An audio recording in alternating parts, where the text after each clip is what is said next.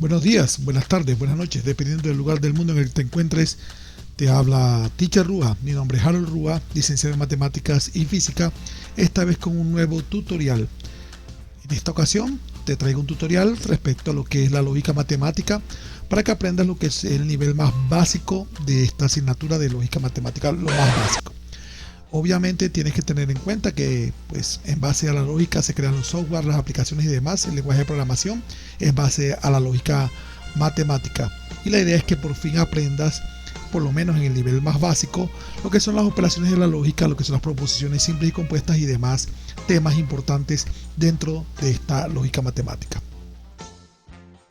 En los capítulos anteriores, nuestro teacher de matemáticas, nuestro Super Saiyajin de las matemáticas, Teacher Rúa, estuvo explicando y dando tutoriales con respecto a lo que es la suma de fraccionarios, lo que es la parte de regla de 3 simple y compuesta, y también respecto a lo que es la construcción de triángulo, además de la lectura de números grandes.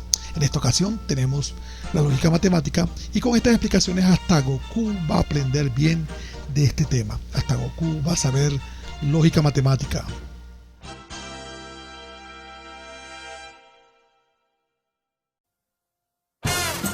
Hoy presentamos Aprendamos por fin lo básico de la lógica matemática. ¡Date prisa, Goku! Empecemos entonces primero con los conceptos básicos que debemos tener en cuenta, que debemos tener presente. Y estos son lo que son las proposiciones. Bueno, las proposiciones es lo que es la parte fundamental en esto de la lógica matemática. Pero antes vamos a ver de qué se ocupa la lógica matemática. Aquí dice en la primera parte, la lógica matemática se ocupa del estudio de las reglas que nos permiten distinguir los razonamientos válidos de los que no lo son. En la actualidad la lógica tiene aplicaciones en informática, en el desarrollo de programas de computación, inteligencia artificial, robótica, entre otros. Sí, para poder hacer las aplicaciones, pues el lenguaje de programación requiere de lógica matemática, pues, y está basado en ese lenguaje para poder crear programas. Entonces vemos lo importante que es la lógica matemática. Ahora vamos con el concepto de proposiciones. Pues bueno, se entiende como una proposición. Una proposición es una oración gramatical de la cual se puede decir si es falsa o verdadera. ¿De acuerdo? Una oración de la cual se puede decir si es falsa o verdadera. En otras palabras, se puede decir que una proposición es una afirmación. Una proposición puede contener a su vez una o varias afirmaciones o subafirmaciones, se pueden llamar. Las preguntas, órdenes o exclamaciones no son consideradas proposiciones porque no se puede afirmar si son verdaderas o falsas. Ojo con la notación de proposiciones, que para esto se utilizan exclusivamente letras minúsculas y normalmente las más empleadas son la P, la Q, la R, la S y la T. Bueno, se comienza con P, obviamente por lo de proposiciones, pero no son las únicas. Se puede utilizar cualquier letra del alfabeto mientras sea minúscula. El valor de verdad de una proposición se determina asignándole verdadero o falso. Recordemos, valor de verdad es si la proposición es verdadera o falsa. Para verdadero vamos a utilizar la V mayúscula y para falso vamos a utilizar la F mayúscula, según corresponda. Proposiciones simples. Bueno, aquí otro concepto bastante básico. Una proposición simple es una oración gramatical que consta de una sola afirmación. Ojo con esto, una sola afirmación. Es decir, que no tiene palabras de enlace tales como y, o, entonces, sí y solo sí, entre otras. A estas últimas, a las palabras de enlace, se les conoce como conectores o conectivos lógicos. Bueno, las proposiciones, debemos tener claro que las proposiciones se pueden negar, y cuando tú niegas una afirmación, pues lo que estás haciendo es cambiándole su valor de verdad. Es decir, si era verdadera, al negarla la conviertes en falsa, y si era falsa, al negarla la conviertes en verdadera. La negación se representa por este símbolo, que es como si fuese, voy a ampliar aquí un poquito para que lo vean mejor, es como si fuese ese símbolo que está encima de la ñ, ¿listo? Se representa con ese símbolo, y antepuesto a una proposición se lee no. En este caso, esto se lee no P. Bueno, como ya lo dije, aquí está lo que se ve, que cuando niegas la proposición cambia su valor de verdad. Entonces, aquí tenemos, entre otras cosas, los únicos dos valores posibles cuando se tiene una sola proposición. Pues cuando se tiene una sola proposición vamos a tener que esta puede ser o verdadera o falsa. ¿De acuerdo? Y si la proposición es verdadera, al negarla se convierte en falsa. Y si la proposición es falsa, al negarla se convierte en verdadera. Eso lo debes tener bastante presente. Entonces, con los conceptos básicos. Proposiciones compuestas, y aquí es donde tenemos que hacer mayor énfasis. A partir de las proposiciones compuestas que se comienzan a dar lo que yo llamo las operaciones de la lógica matemática.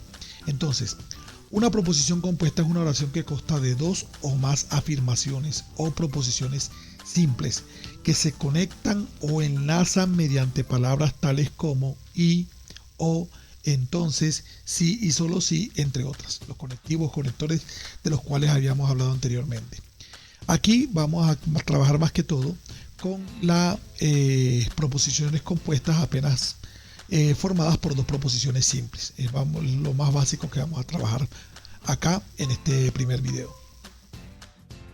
Es importante tener en cuenta que en una proposición compuesta se combinan las ideas de las proposiciones simples que la forman para dar origen a una nueva idea más elaborada. Claro, una idea más elaborada porque esta tiene más afirmaciones. En este caso, como ya les comenté, pues vamos a utilizar más que todo dos afirmaciones. Conectivos lógicos, como ya lo dije anteriormente, pues, o conectores también se llaman, son las palabras de enlace para unir dos o más proposiciones simples. Por ejemplo, si tenemos algo con una oración como la siguiente: 5 es un número primo, sí y solo sí, 5 tiene dos divisores. Aquí se ve claramente que el conectivo lógico es más que todo las palabras sí y solo sí. Cada conectivo lógico tiene un símbolo que lo representa y recibe el nombre especial para la función que desempeña dentro de la proposición, o mejor dicho, para la operación que desempeña dentro de la proposición. Aquí están los diferentes símbolos, ¿listo? Y los respectivos conectores. Entonces, y se representa con este símbolo que es como si fuese un triángulo incompleto. Y la operación o el enlace que se logra con ese y se llama conjunción. O se representa como si fuese una V, o más bien el triángulo anterior incompleto, pero al revés. Listo. Y el enlace que se logra con el o se llama disyunción. Esa flechita significa sí o entonces. Y el enlace que se logra, o la operación que se logra al utilizar este enlace o este conector o conectivo, se llama implicación. La flechita en doble vía, listo, se conoce como el conectivo lógico sí y solo sí. Y el enlace que se logra u operación se llama la equivalencia, doble implicación o bicondicional. Por último, bueno, y este símbolo aquí no está tan bien, pues aquí se ve mejor, donde ya se lo había mostrado, el símbolo que está encima de la ñ, listo, ese quiere decir no, o es la negación, mejor dicho. Vamos a ver, antes de esto, vamos a ver lo que son esas posibles conexiones que se pueden dar teniendo en cuenta el número de proposiciones. Entonces, para esto, mis queridos televidentes, pues voy a tomar en cuenta los casos posibles según el número de proposiciones que se van a combinar. ¿De acuerdo? Casos posibles según el número de proposiciones que se van a combinar. Pues como ya lo mostré en la negación, para una proposición solamente hay dos casos posibles, verdadero o falso. Y si se niega, pues se cambian los valores de verdad. Miren, primer caso, verdadero, segundo caso, falso. Y ahí está la negación. Vamos a comenzar a entender que estos casos posibles se dan obedeciendo a una potencia de 2, donde el exponente de ese 2, voy a acercar aquí un poquito más para que podamos ver mejor, donde el exponente de ese 2 corresponde al número de proposiciones. Entonces miren, si es una sola proposición, se tienen dos casos posibles. ¿De acuerdo? A ver qué ocurre cuando tenemos dos proposiciones. Si son dos proposiciones, pues vamos a tener 2 a la 2, que da 4 casos posibles. ¿De acuerdo? El exponente indica el número de proposiciones para saber cuántos casos posibles se pueden presentar. Esto es lo que más vamos a utilizar. En esto se basan las tablas que corresponden a las operaciones de la lógica matemática. Vamos a utilizar solamente cuando se tienen dos proposiciones. Vamos a tener los 4 casos que ya debemos ir aprendiendo. El primer caso es que tanto la primera como la segunda proposición, la proposición P y la proposición Q, sean ambas verdaderas. ¿De acuerdo? Los podemos observar de esta manera, en forma horizontal. ¿Listo? El segundo caso posible es cuando la primera proposición es verdadera y la segunda proposición es falsa. El tercer caso posible que vamos a tener es cuando la primera proposición es falsa y la segunda es verdadera. Y el cuarto y último que vamos a tener es cuando ambas proposiciones son falsas. Les recuerdo que estos 4 casos posibles son para 2 proposiciones. Pero, ¿qué ocurriría si tuviésemos, por ejemplo, 3 proposiciones?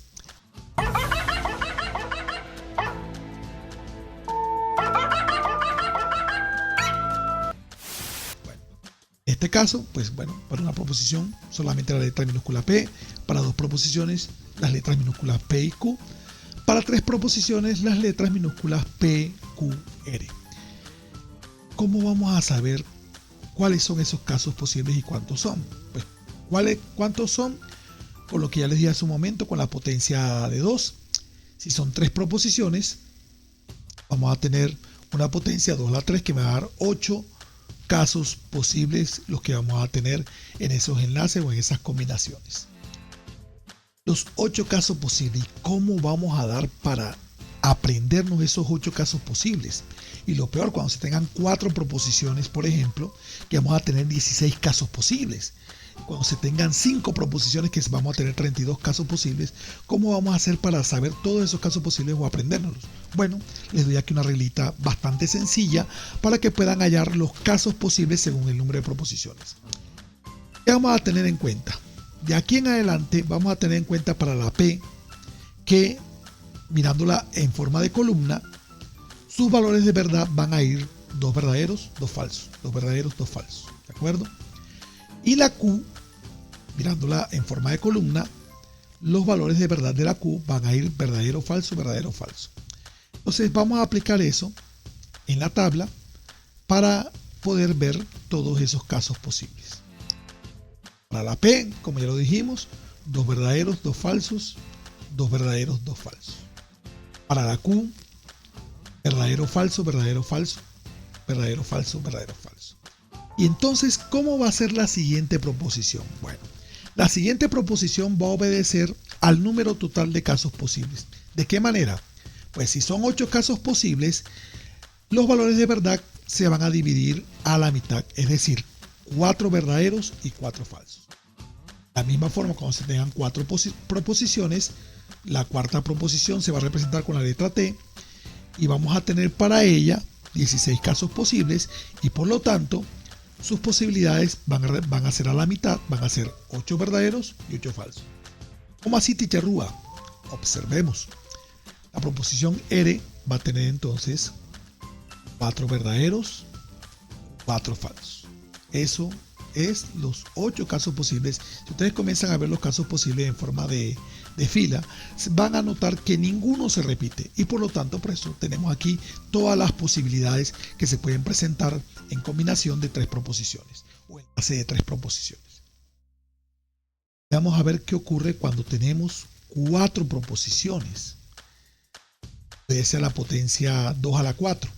Entonces serían 16 casos posibles. Imagínense, 16 casos posibles. Entonces, ¿cómo vamos a hacer para saber esos 16 casos posibles o aprenderlos? Pues con la reglita que ya les acabo de dar. ¿Listo? Vamos a tener aquí en cuenta pues lo que son los comportamientos que hay para, por decirlo de alguna manera, para cada proposición. Ya sabemos, la proposición P se comporta 2 verdaderos, 2 falsos, 2 verdaderos, 2 falsos. 2 verdaderos, 2 falsos, 2 verdaderos, 2 falsos, 2 verdaderos, 2 verdaderos, 2 falsos. Y completamos los 16 para la P. Ahora vamos con la Q. Van a ser entonces intercalados, ¿no? Verdadero, falso, verdadero, falso. Entonces, falso, verdadero, falso, verdadero, falso, verdadero, falso, verdadero, falso, verdadero, falso, verdadero, falso, verdadero, falso. Para la R, el comportamiento ya de la R está establecido. 4 verdaderos, 4 falsos. 4 verdaderos, 4 falsos. Así hasta completar los 16. Y para la S, como es la última, pues el comportamiento va a corresponder al total. Como son 16 casos posibles, pues vamos a tener 8 verdaderos y 8 falsos. Y si observamos cada uno de esos casos de manera horizontal, nos vamos a dar cuenta que efectivamente no se repite ningún caso y por lo tanto tenemos todas las 16 posibilidades. Y así podemos continuar cuando se tienen 5 proposiciones. La última, que va a ser la T, como son 32 casos posibles, entonces la T se va a comportar 16 verdaderos, 16 falsos y así sucesivamente. Y así vas a tener de una manera fácil todos los casos posibles sin memorizarlos, sino nada más mecanizando un comportamiento para cada proposición. Bien. Continuemos entonces con la parte de proposiciones compuestas y ahora sí vamos a entrar a lo que son las operaciones de la lógica matemática, ¿de acuerdo?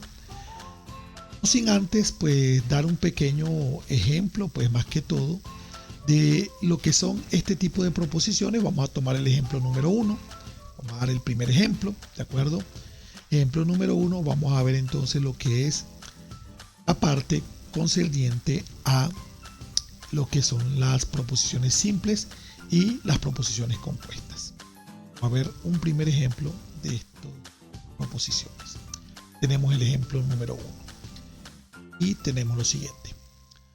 Al frente de cada proposición escribe si es simple o compuesta, además haya su valor de verdad. Bueno, tengan presente que aquí las proposiciones que voy a colocar son proposiciones de las que no va a caber la menor duda si son verdaderas o son falsas. Vamos entonces. Sea la proposición A, por ejemplo, vamos a darle la letra minúscula A, no necesariamente tiene que ser la P, puede ser cualquier letra minúscula. 1 es el primer número impar. Bueno, claramente es una proposición porque es una afirmación y se puede constatar si es verdadera o falsa, o se puede decir de ella si es verdadera o falsa. Una afirmación ahí. Proposición B. Todas las líneas son rectas. Veamos, será posible.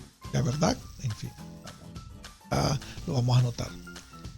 Proposición C. 9, 7 y 0 no son dígitos. Proposición D. Tener acá 128 es par si y solo si es divisible entre 2. Bueno, ir pensando en algo. Veamos entonces, vamos a solucionar la primera y ustedes van a solucionar las demás para hacerlo a manera de ejercicio. Entonces, claramente, la primera proposición, la A, es una proposición simple porque consta de una sola afirmación. Ahora, 1 es el primer número impar, por supuesto, el 1 es el primer número impar, por lo tanto esta proposición, el valor de verdad que tiene es verdadera. En este momento, caballeros, señoritas, señores y señoras, pueden colocar en pausa el video para verificar, para intentar que ustedes mismos hallen el tipo de proposición y el valor de verdad de cada una de las 3 siguientes. Pueden pausar en este momento, intentarlo hallar y ahora verificamos los resultados de una vez. Entonces, la proposición B, claramente todas las líneas son rectas por tener una sola afirmación, es simple, pero como ya sabemos, no todas las líneas son rectas. Hay líneas que son curvas, líneas, entonces, pues obviamente esta proposición va a ser falsa.